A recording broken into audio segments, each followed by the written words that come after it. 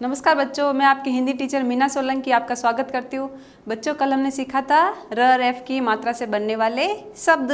और बच्चों, आज हम सीखेंगे र पदेन की मात्रा से बनने वाले शब्द। तो बच्चों, सबसे पहले हम सीखेंगे कि र पदेन क्या है। तो बच्चों, यहाँ पर पद का मतलब क्या होगा? पैर। पद का मतलब क्या होगा? पैर। क्योंकि जो र पदेन की मात्रा वो कहाँ लगती है? व्यंजन के नीचे लगती है, इसलिए इसको क्या बोलते हैं? र पदेन की मात्रा। अब देखो र पदेन की मात्रा कैसी होती है। तो बच्चों, एक तो ये है, जैसे इंग्लिश अल्फ़ाबेट में वी होता है ना, तो ये उल्टा वी की जैसी है। कैसी है? उल्टे वी की जैसी। और दूसरी मात्रा है तिरछी रेखा के रूप में। कैसी है? तिरछी रेखा के रूप में। तो ये दोनों मात्रा क्या है? र पदेन की मात्रा है।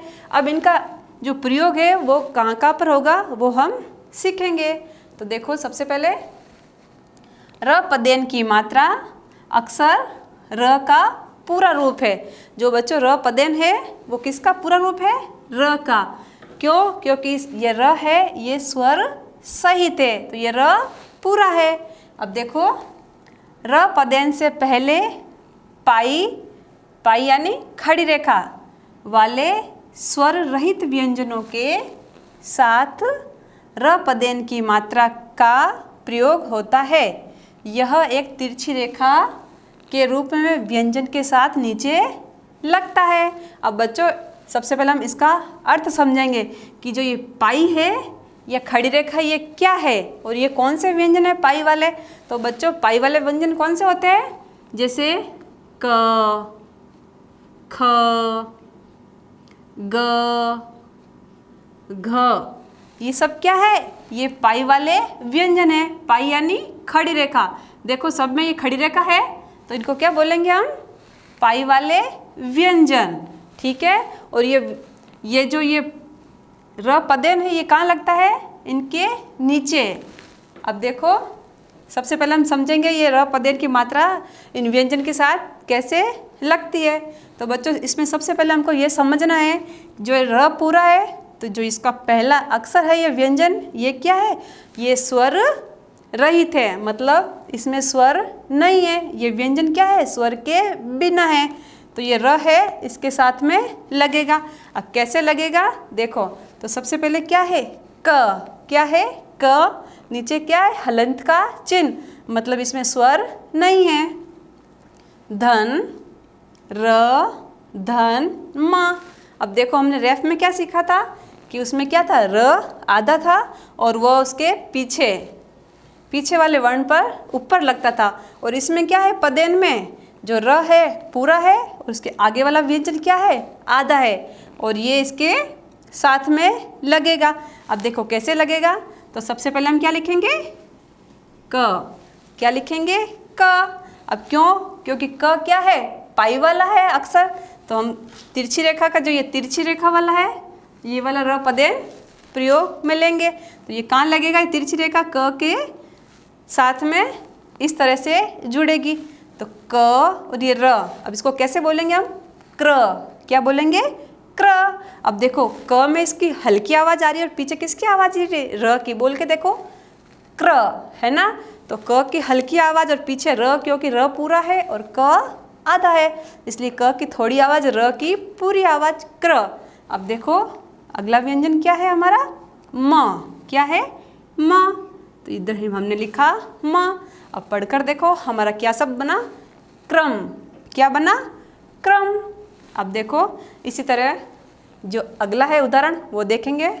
सबसे पहले च, धन, क। क कैसा है? हलंत वाला, इसका मतलब क क्या है? आधा है। धन, र। अब देखो इसको कैसे जोड़ेंगे। तो सबसे पहला अक्षर क्या है? च। तो इधर हम लिखेंगे च, उसके बाद में क। ये लिखा हमने क। और क में क्या है? क में स्वर नहीं है, जो र पूरा है वो कहाँ लगाएंगे? क के नीचे। तो ये क्या बना? चक्र। क्या बना? चक्र। अब देखो, ये वाली लाइन हम पढ़ते हैं। नीचे से गोलाकार व्यंजनों के साथ जो ये उल्टा वी की आकृति वाला है ना, र पदेन का प्रयोग होता है। अब देखो, नीचे से गोल गोल कौन से व्यंजन होते हैं? तो जो ट वर्ग वाले होते हैं ना, वो क्या होता है? नीचे से गोल होते हैं। देखो, ट, ठ, ड और ढ। इनमें नीचे क्या है? नीचे खड़ी पाई नहीं है, क्योंकि नीचे से क्या है? सभी गोल हैं। तो जो नीचे से गोल व्यंजन है उनके साथ में कौन से पदयन का प्रयोग होगा? ये जो उल्टी हुई आकृति वाला है इसका प्रयोग होगा। अब ये कैसे होगा? देखो, ट कौन सा है? हलंत वाला। धन, र, धन, क। अब देखो इसको हम कैसे जोड़ेंगे? तो सबसे पहले हम लिखेंगे ट। तो ट आधा है, तो हम र कैसे यूज करेंगे इसको? उल्टे वी की जैसे। तो ये हमने लगाया उल्टे वी की तरह, तो क्या बना? ट्र। क्या बना? ट्र। अब देखो, ट्र की आवाज़ थोड़ी आ रही है, पीछे र की आवाज़ पूरी आ रही है।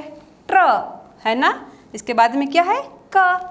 तो इधर हम लिखेंगे क। तो हमारा शब्द क्या बना? ट्र क, ट्रक। बच्चों अब देखते हैं सबसे पहले किसका चित्र है। तो देखो, सबसे पहला चित्र है ट्रक का। अब देखो ट्रक शब्द कैसे बना। तो सबसे पहले ट, धन, र पदयन की मात्रा, धन, क। तो बच्चों अभी हमने क्या सीखा था कि जो नीचे से गोल होते हैं उनके नीचे जो ये उल्टे वी की आकृति वाला पदयन प्रयोग में होगा। अब इसको कैसे लगाएंगे? देखो, ये लिखा हमने ट, इसके नीचे लगाएंगे र पदयन की मात्रा। तो ये क्या बना? ट्र। क्या बना? ट्र। उसके बाद में क्या है?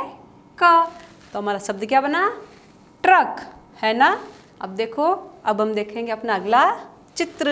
और अगला चित्र किसका है? ग्रह का। किसका है? ग्रह का। और ग्रह का मतलब क्या होता है? नक्षत्र, है ना?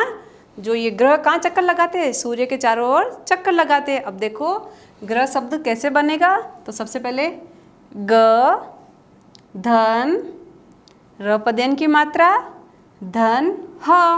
अब देखो हमने क्या सीखा था कि जो ये र पदयन की मात्रा तिरछी रेखा के रूप में होती है, कहाँ लगती है?